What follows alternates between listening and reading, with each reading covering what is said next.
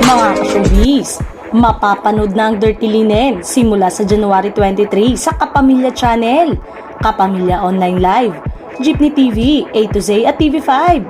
Ito ang series na may tagline na Stained by Lies, Washed by Truth, Handled with Care, na idinirect ni Onat Diaz at Andoy Ranay. Noong Miyerkules, pinangunahan ng mga bida ng palabas ang celebrity screening sa Trinoma Mall kung saan naglakad sila sa red carpet at nasaksihan ng pag-unveil ng official poster ng serye.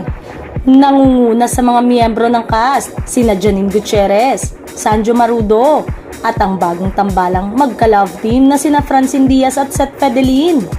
Dumalo rin sa event ang mga veteranong screen actor na sina Janice de Belen, Joel Torre, John Arcilla, Tessie Tomas, Susan Africa at Angel Aquino. Other present actors were JC Santos, Christian Bables, CJ Navato, Cyril Manabat, Raven Rigor, Ruby at agaw pansin nga sa red carpet ang bagong kapamilya na si Jenica Garcia para sa kanyang kauna-unang kapamilya project. Sina Loisa Andalio at Ronnie Alonte ay dumalo rin sa event para ipakita ang kanilang suporta sa cast ng Dirty Linen.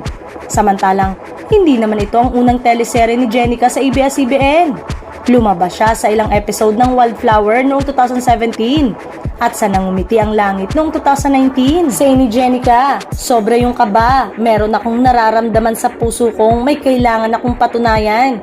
Kasi hindi ako dito galing. Ang goal ko po talaga rito yung mapakita ko sa ABS-CBN na tama siya nga. Talaga dapat.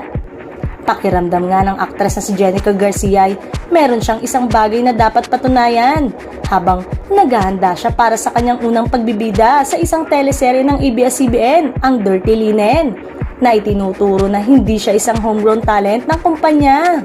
Si Jenica, ang anak ng screen veteran na si Jean Garcia, ay gumawa ng kanyang showbiz debut noong 2007 sa pamamagitan ng GMA7 at matagal ng talent ng Kapuso Network. Bagamat lumabas siya sa ilang programa ng ABS-CBN nitong mga nakaraang taon. Lumabas ito sa Wildflower noong 2017 at Nangumiti ang Langit.